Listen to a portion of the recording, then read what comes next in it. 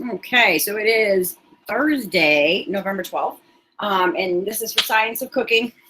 Today we are doing a pan-seared Brussels sprout with pecans and cranberries. So this is a nice little side dish, vegetable side dish, to learn how to do sauteing method, how to caramelize things.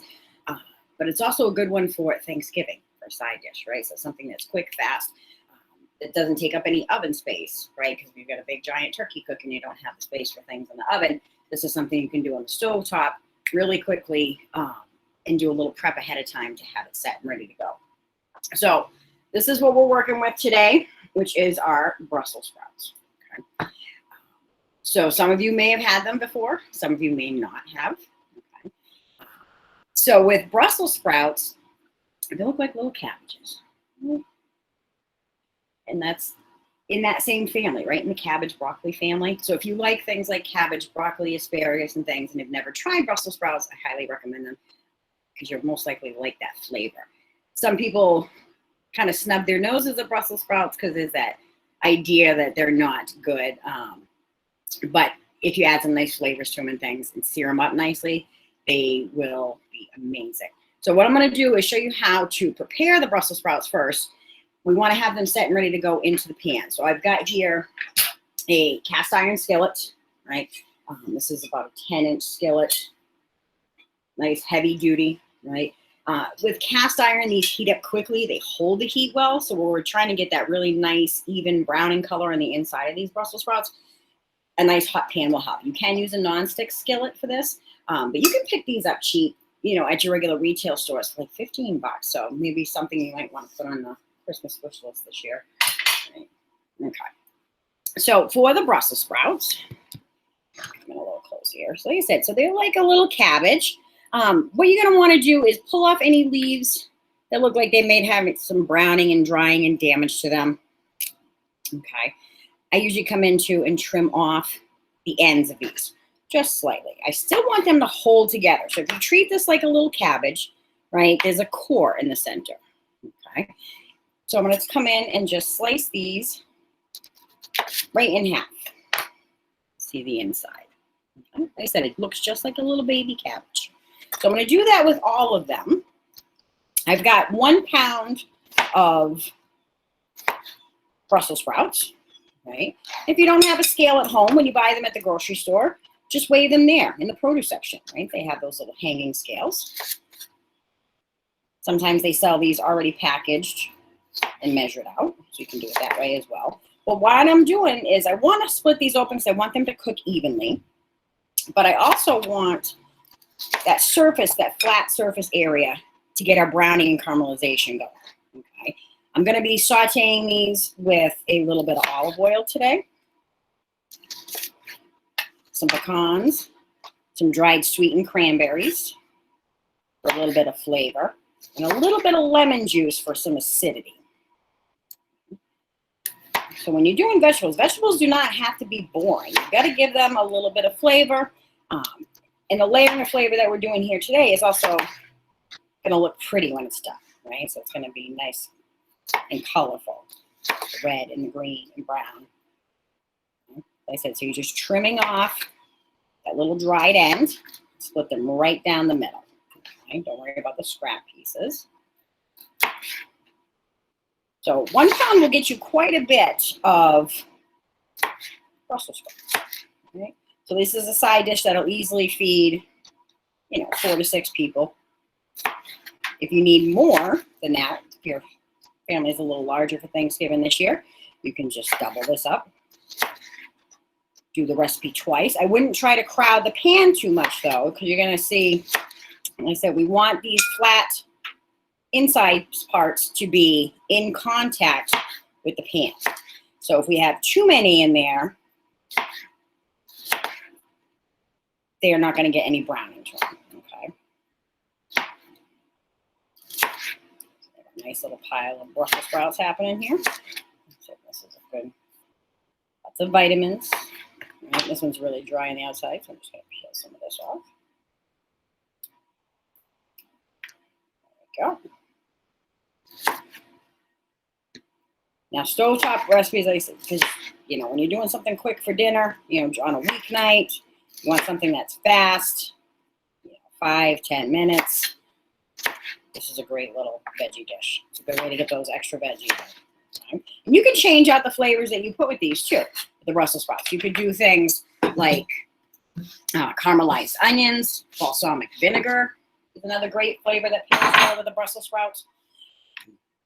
So you can definitely mix this up, you know, and there's tons of recipes that you can find for Brussels sprouts. Okay. So like I said, so I've got my little cast iron skillet here. All right, I'm gonna get that onto a medium heat on my little stovetop cooker over here. Okay. And I'm just gonna use a little bit of olive oil, nothing fancy. All right, it's not an extra virgin olive oil and things like that. It's just a regular olive oil. Extra virgin, I find, tends to burn a little bit too quickly when you're doing sauteing. And we're going to do about a tablespoon to start off with in the pan. You can always add more, okay? We're not trying to fry the Brussels sprouts. We're trying to saute them. So to saute, that just means a light coating of oil. Okay? Now, when you're putting these in here, I like these little pour tops. 1, 2, 3, right? About a tablespoon. Okay, so you don't need to have necessarily measuring spoon for that. If this pan starts to look a little too dry, I'm going to add in some more oil to it. Okay? So I'm just trying to warm that pan up, warm the oil up, and have my ingredients ready to go. Okay. So one of the things that you're going to see is pecans, right? Which I have. Already I bought pieces, okay? So if you buy whole pecans, you're going to need to chop those up into some more bite-sized pieces. You could leave them whole if you want to have that look. It'll just take a little bit longer to cook. So these are the pecan pieces here, right? So they're already rough chopped. And it does save you a little bit more money in the store because nuts can tend to be expensive, okay? So this time of year, though, you'll tend to find them on sale at the grocery store. So what you want to do is pick some up when they're on sale and store them in your freezer, right? Nuts can go bad and spoil, and you don't want to waste that money. So freeze them. You can use them right from frozen, okay, for your different cooking recipes. You don't have to thaw them, so you can put them, chop them up right from the freezer, put them straight into your muffins or dishes like this, and they thaw just like that. But keeping them frozen will stop those fats from spoiling and going rancid. Okay. So now what I'm going to start to do is to take my little Brussels sprouts here. And have you guys ready to start putting it in. Okay. So into the saute pan, carefully, I'm going to start laying down these Brussels sprouts. Like I said, with that cut side down. Now, these are going to need to caramelize for a few minutes, okay? So I'm just making this real quick here. And this pan heats up so quickly, that cast iron. So I'm turning that heat down just a little bit. Nice low. I want to try and have that surface contact, right? So these are those Brussels sprouts, right, that I was already cutting. Like I said, it kind of has a cabbagey flavor. If they all don't fit, that's okay. I can do a second batch later.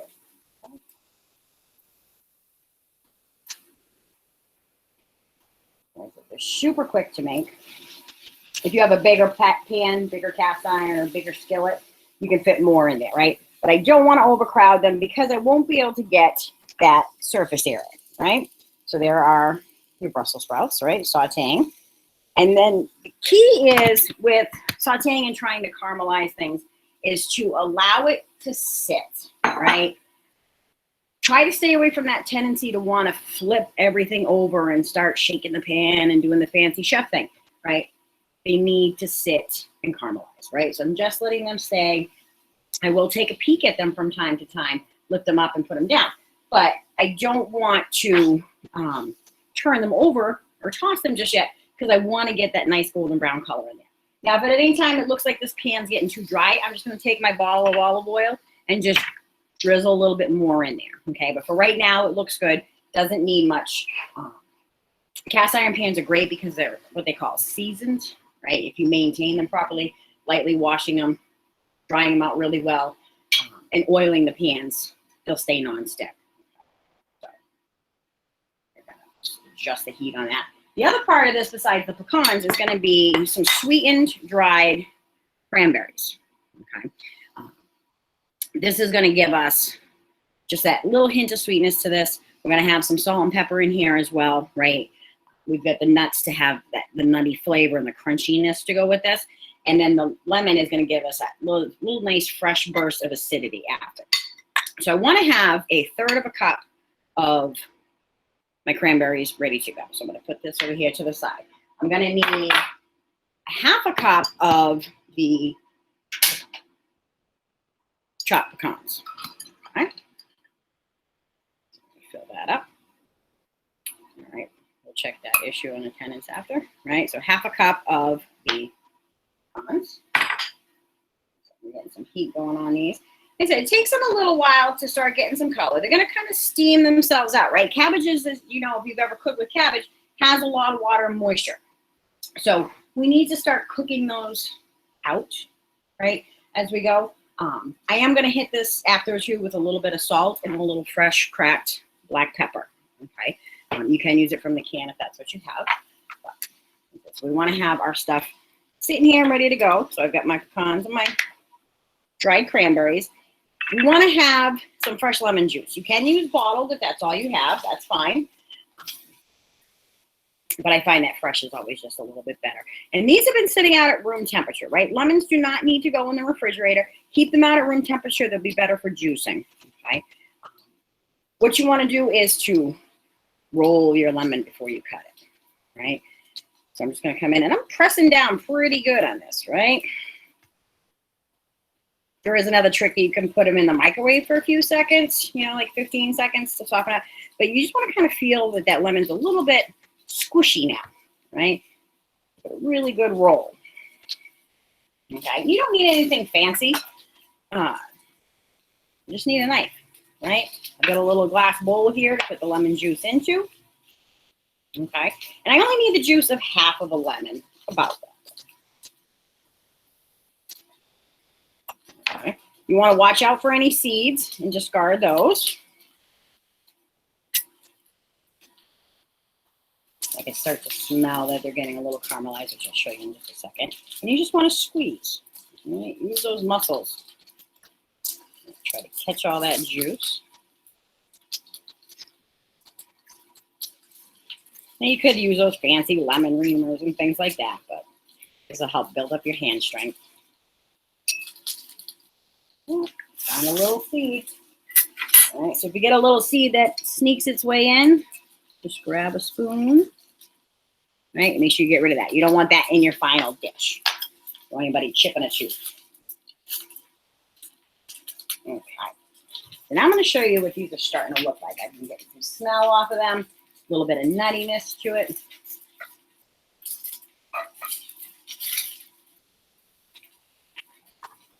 So there's the Brussels sprouts starting to get caramelized, right? And that's what I'm looking for. I'm looking for that nice color.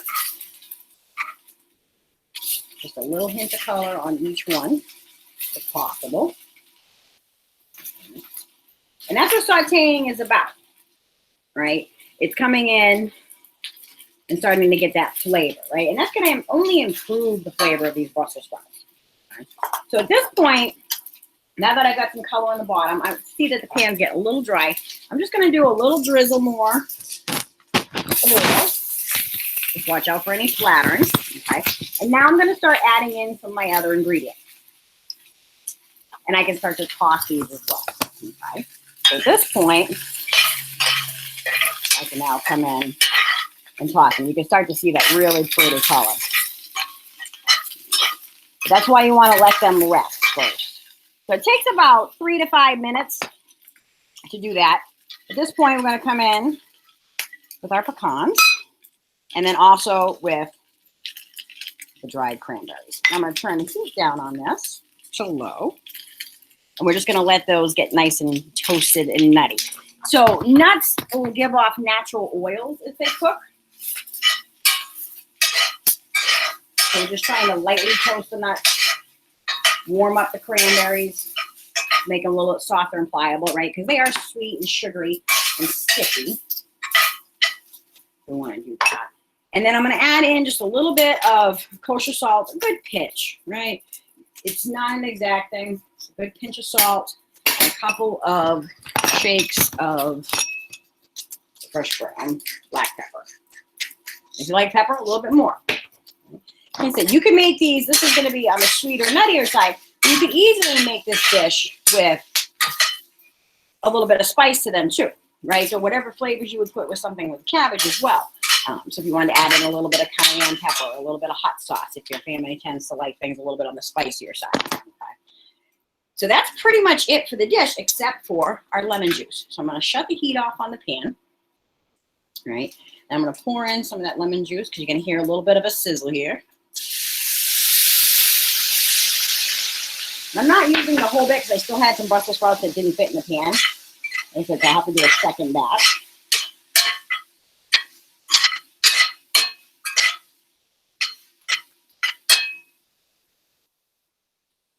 You can really see that beautiful color on them, right? So we're going to take them, we're going to put this onto a plate.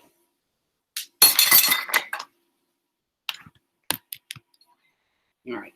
So remember that this cast iron pan is screaming hot, right? Which means the handle is as well, okay? It doesn't have a protective coating on the handle.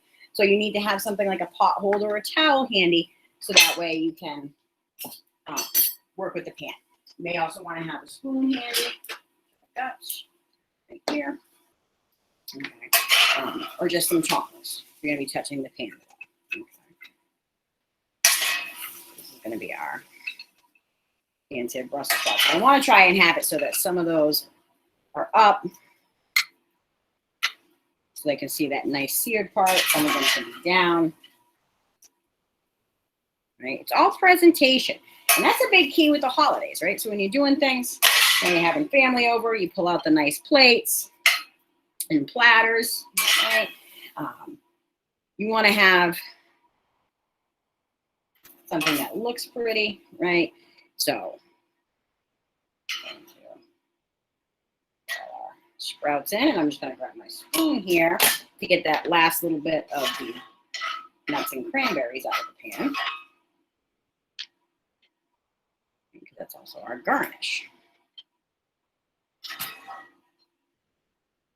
You don't want to leave any of that flavor behind.